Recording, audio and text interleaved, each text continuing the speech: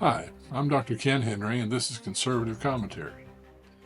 Hey, if you wouldn't mind, give us a like, comment, share, and subscribe. This really helps us grow the channel. Well, Kamala finally made a critical admission during the town hall recently hosted by Univision.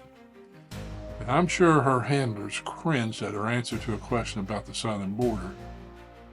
In fact, in her answer, she tacitly admitted that she was the border czar, and the porous border was her problem. Of course, she tried to blame former President Trump for killing the, quote, bipartisan border bill as the root cause of allowing at least 10 million illegal aliens, including over 13,000 murderers and violent criminals, into the country, and unknown tons of fentanyl flowing across the southern border. But President Trump didn't have a vote in the Senate where the bill died. In fact, more than 10 Republican senators have stated on the record that they wouldn't have voted for the bill regardless of what President Trump's position on the bill was. So the bill never would have reached the required 60 votes for passage. And the bill was DOA in the House. So this is the lie that she keeps telling over and over, and it's simply one of the myriad of lies she and her running mate Tim Walz tell about President Trump. In addition, Kamala failed to address the over 1.5 million illegal immigrants that were flown into the country under her border policy. But the most important statement she made during her answer was that she would compare her performance on the border with anyone's. Really? First, let's talk about the border bill. For the first 2 years of her administration, the Democrats had control of both the House and the Senate. Yet there was no effort to introduce any legislation addressing the border. Second, ask yourself why, at the very onset of her administration with Joe Biden, they canceled all of President Trump's border policies.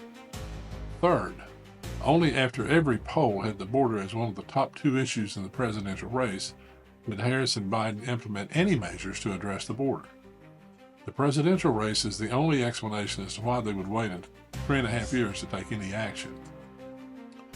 And if you listen to her closely near the end of the video, she tells you why the Democrats don't want to close the border.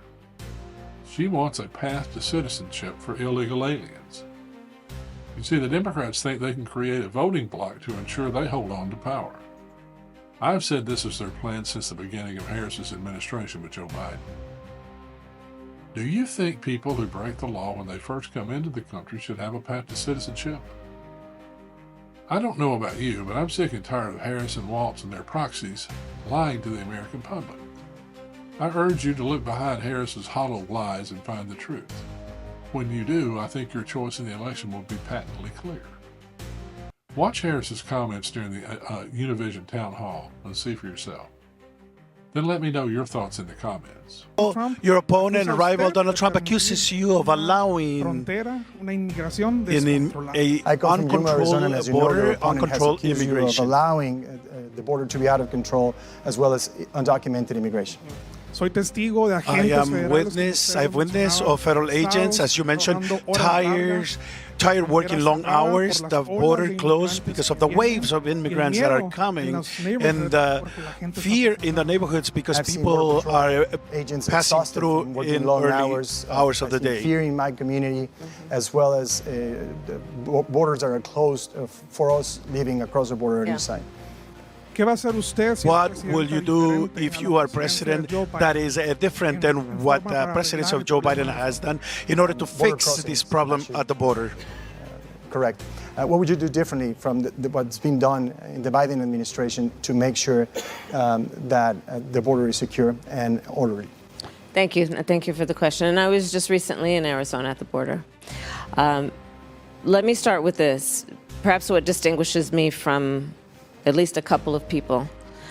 I was the top law enforcement officer of the biggest state in this country, California, that is also a border state. I have taken on transnational criminal organizations.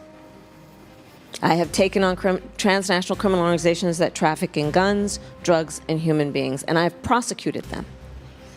I led a bipartisan group of attorneys general, American attorneys general, to Mexico City to work with Mexican attorneys general to combine intelligence and resources to prosecute those cases, including what was going south as well as what was coming north. So I will put my record up against anyone in terms of the work I have always done and will always do to ensure we have a secure border. Which is why I also mentioned then, in the context of an earlier question, the point about the border security bill. So I was just in Arizona at the border. I spoke with the Border Patrol leaders there. They are, to your point, they're working around the clock. And they need more support. 1,500 more border agents would have gone to the border, except Donald Trump got in the way of that bill many months ago, which would mean those many months of more resources going to help those very agents you are talking about. Many months of what could have been happening right now in terms of putting resources into fentanyl and stopping the flow of fentanyl, which we know is killing people every day in America. The trafficking issue, and again, work I have done and care deeply about. So my pledge to you is that by the grace of God, and hopefully with your support as well, when I am elected president, I will bring back that border security bill and I will sign it into law and do the work of focusing on what we must do to have an orderly and humane pathway to earn citizenship for hardworking people. I think it is a false choice for people who would say you do one or the other. I believe we must do both. I believe we can do both.